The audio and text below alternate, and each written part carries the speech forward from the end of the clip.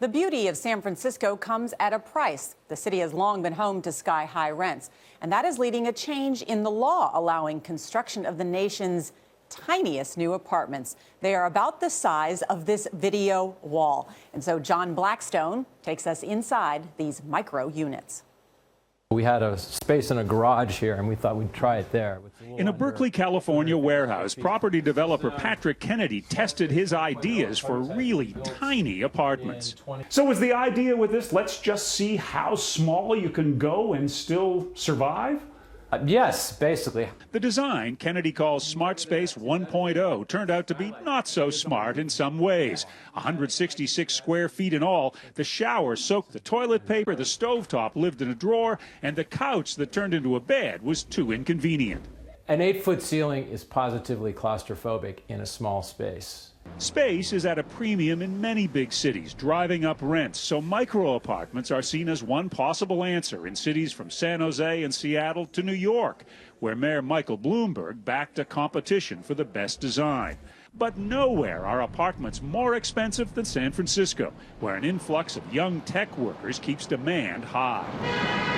Okay, the other changes we made. So San Francisco is where Patrick Kennedy has built Smart Space 2.0, incorporating lessons learned in his prototype.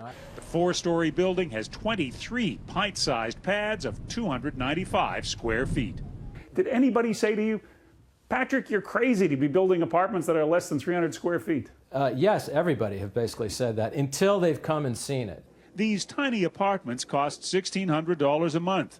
The average studio in San Francisco rents for more than $2,000. We have a housing affordability crisis. San Francisco Supervisor Scott Wiener's legislation passed in November, lowering the city's minimum apartment size to just 220 square feet. We're at risk of losing our diversity. It's harder and harder for people who are working class, who aren't earning high incomes, to be able to stay here. The lower rent attracted Terenzia Tervalon. She moved in this week.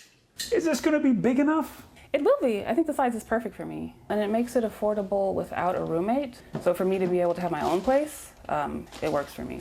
Kennedy is so convinced of his vision, he's about to break ground on a 12-story building with 120 tiny dwellings. Is this all a grand experiment?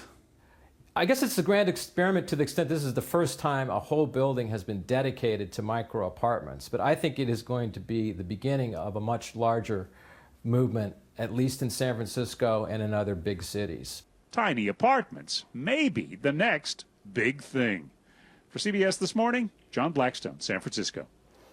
I think it's a great idea. I do too. Yeah. Especially, as she said, it gives her a place to live by herself, which she couldn't do.